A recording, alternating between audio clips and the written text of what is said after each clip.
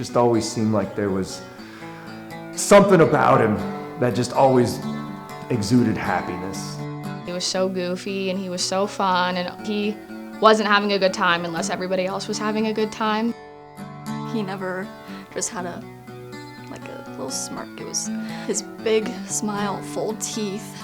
It'd make his eyes almost shut, how big he would smile. He was always an arrogant little turd. It seemed like he was a magnet for anything that went wrong. Firecracker would go crazy and it'd just chase him down. He was always the fisherman, the silly kid, all over the place. He was everybody's light. He was one of those people that could just make you feel better in an instant. What kind of child was Colton? He was very energetic, affectionate, always wanting to sit on your lap or hug you, always up to mischief. I got him into ISS with me his third day at the school.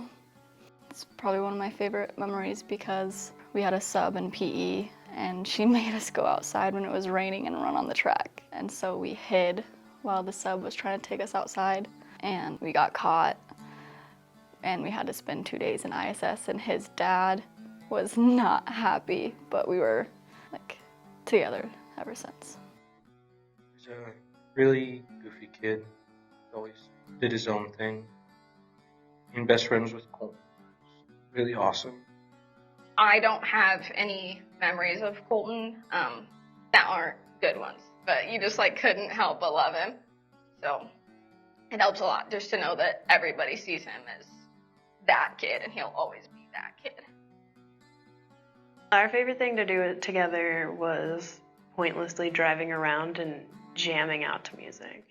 He always had to have the aux cord. I was not allowed to touch it even though it was my car. Colton was always with someone.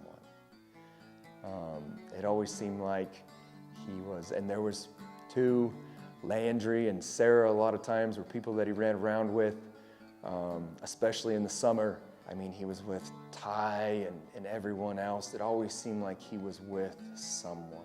The most memorable thing about Colton, everything from his stupid walk to him always flaunting his butt, his laugh, his hi honey.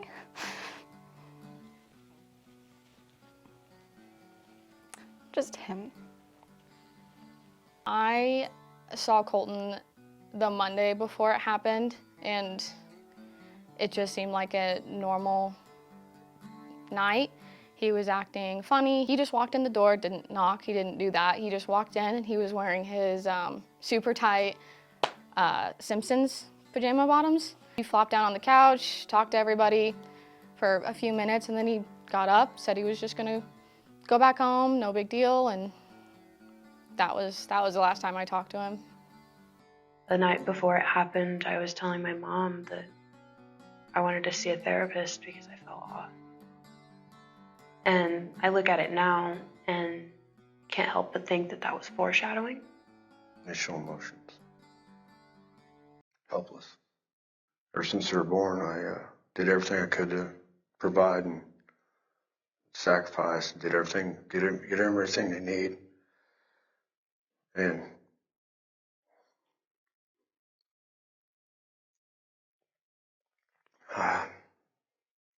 I couldn't do nothing.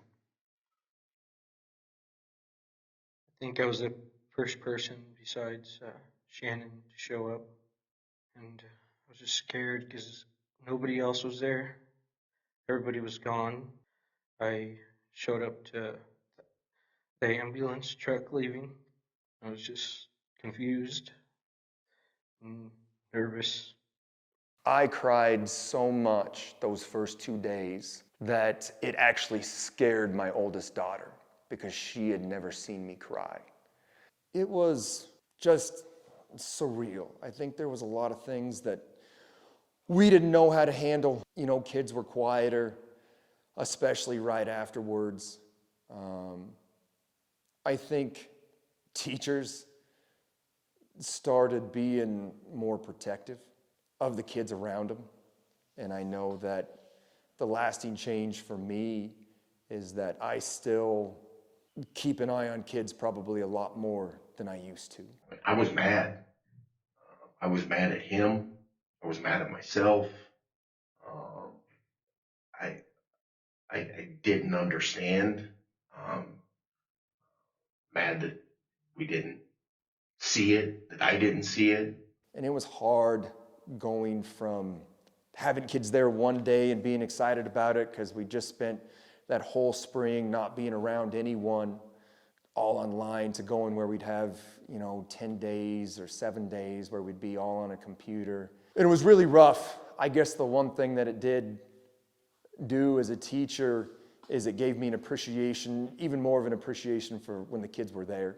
That's the part that COVID took away from us, and I blame COVID for some of Colton's issues. I do. Him being isolated for almost 3 weeks was part of his issue. I truly believe if he was in school for that time and he was not quarantined, he would still be walking with us right now. And that's the part that absolutely drives me. From that moment forward, we were done quarantining whole groups of kids. Some of the regret is COVID and even how we handled it as a race. And I'm not saying it wasn't deadly, and I'm not saying there wasn't validity in what was going on. I am saying that how school systems handled the youth was an injustice, and I was part of that injustice, and I will regret that.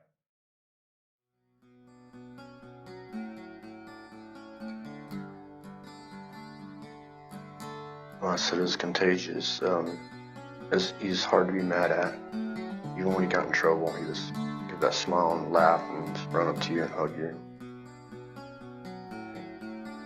He is hard to punish. Even though he deserved it, he got away with everything. His smile was super contagious. Even if you wanted to beat him up, push him out of the way, or blow him off, you couldn't help but smile. He can turn a frown literally upside down if you're ever having a bad day.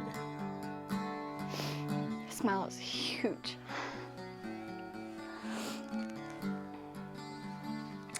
His smile, there's just no other word to say than just big. Most genuine smile you'll probably ever see. Big, cockeyed, like his little lower lip would just always it was just always silly, and it was always accompanied by a stupid giggle. It was, I don't know. He was always smiling. You didn't see him without one. So I think that in the novel, The Great Gatsby, which all my kids have read, there is a moment in that novel where the main character, Nick, meets Gatsby for the first time. And he says Gatsby gives him the most sincere smile, and it's a smile that everyone hopes to see 3 or 4 times in their life. And I think when Colton genuinely smiled at people, that was close to that smile. You knew it seemed like in that smile, there was nothing but happiness. Colton's smile was always the biggest in the room. It didn't matter where you were, who you were with, if you were having a good time or a bad time and you saw him. He was always just smiling, always having a great time, never the person to not enjoy himself. He would just smile from cheek to cheek.